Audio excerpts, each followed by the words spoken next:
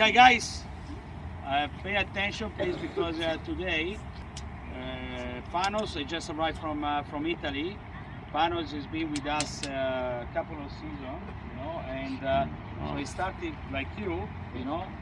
The first time that he arrived, I remember that day that you were doing some dribbling. I said to myself, this guy can do something in the future, and he's really good quality and technical players, and I was pleased to see him, and we took him straight away inside our family, and after a while, he went, to Watford at the beginning, so in England, then he went to Brescia, before Brescia, then Watford, and after Watford he arrived, in Udinese, and now he's one of the best players in Udinese Primavera. He's already been doing a lot of training session with the first squad in Udinese, with the big players they are playing over there. He's doing his own career now. He's got a contract for another 4 seasons, if I remember well. And so I'm really pleased that you are here and you came to say hello to us. That that is really nice. And obviously for us as a coaches, it's important to see you that you reach such a level. And briefly, can you tell what happened to you in this period of time in Europe, and what you can suggest to these guys, to these players, to reach something really important like you did? Yeah. So I started off here. I don't know how old was I? 8 years old, 9 years old. Was here for a couple of seasons. Went to a couple of tournaments with AC Milan in Italy as well, in Portugal and stuff, and did really well. Then my family decided to move over to Italy, move over to England, sorry. And I ended up signing for Brescia, second division club in Italy, where they brought up players like Pirlo and Guardiola played there, and Baggio played there as well. And then I had some injuries. I was out maybe for 10 months, not really touching the ball. And my family was still in England. And then after that, Watford came and said we were interested, and I signed a contract up until I was 16, not a professional contract, just so that I was with the club. Played there a couple of seasons, did really, really well. And then at the end of that, they offered me another 2-year contract. And what, Panos, can I ask you, what is the difference between an Italian club and an English club? Because probably there is a huge difference. Running, lots of running in Italy. Italians, you need to run a lot. They very tactical, very defensive. So in England, when I was playing there, I'm a number 10. I'm a front player. When I would get past players, I would find myself maybe one-on-one with the goalkeeper or a lot of space. In Italy, if I ended up getting the ball, you'd get a lot less ball in Italy because they close you down much quicker. If you get past one player, first of all, it's much more difficult to get past that player. And the ball may get passed, but they'll take you out, honestly. And even if you do get past them, there's always another 3-4 players. So I always there is a funny story about you and the first squad of Udinese. What happened exactly when you played with them? You did the nutmeg, to Pizzi. Yeah. Instance, so when I first arrived, I signed my professional contract when I was 15. And I moved over thinking I was going to play maybe for the under-17s or 18s.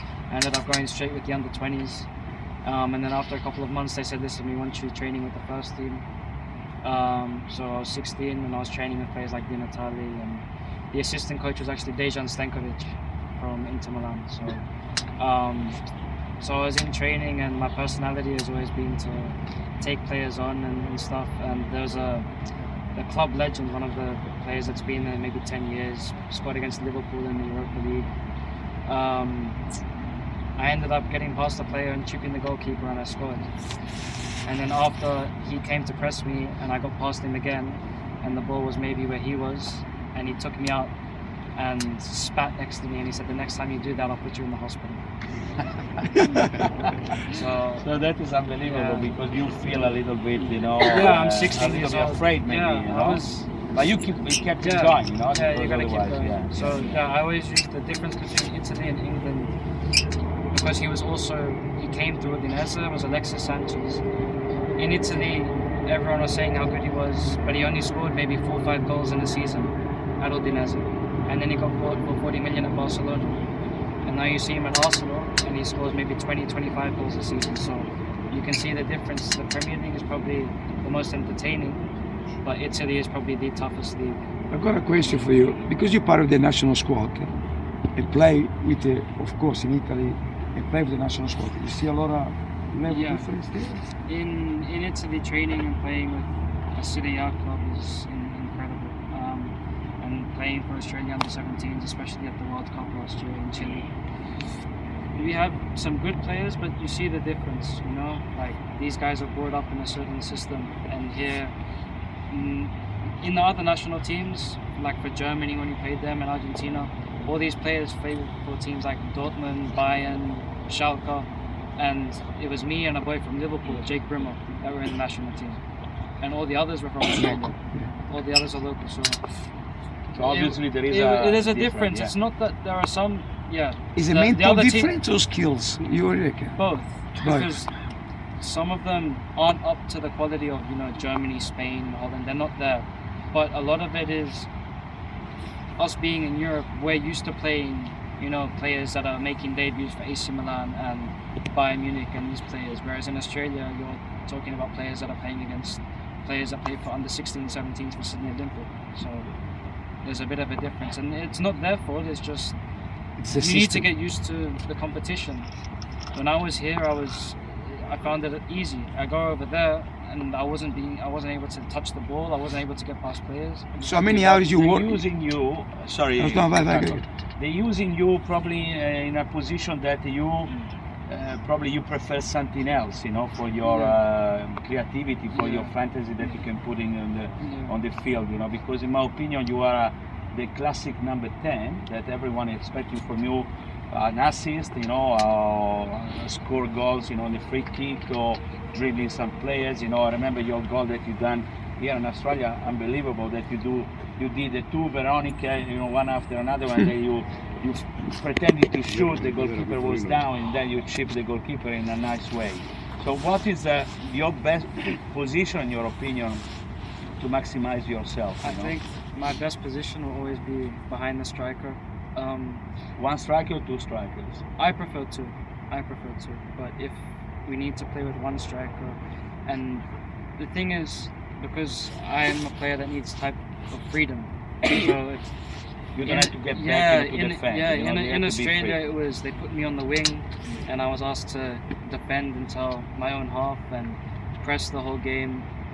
If the coach says I have to do it, I have to do it.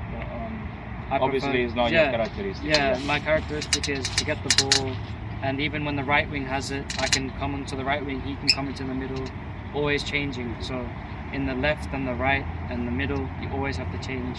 I never want to stay still and stuff. So, boys, any question, you know, that you want to ask, you know, to Panos, you know, that you are on the dry age, you know, that you have to push yourself and to do something important. Yeah, he's doing, you know that he's playing for the national team as well, you know, Panos. So, you know, he will be in Bahrain in short time, you know, to play for under 20, you know, with Paul Ocon. I think, you know, he's the coach. Paul Ocon is playing Italy and for Lazio, and they playing in Belgium, you know, so he's really good players and a really good coach. So hopefully he can make you play in the right position for you in the next, you know, tournament that you are going to do. Any question, Jello? No one? No, anything that you shouldn't? Okay. So it's a pleasure for me, you know, to have you here. You know, you've been a good luck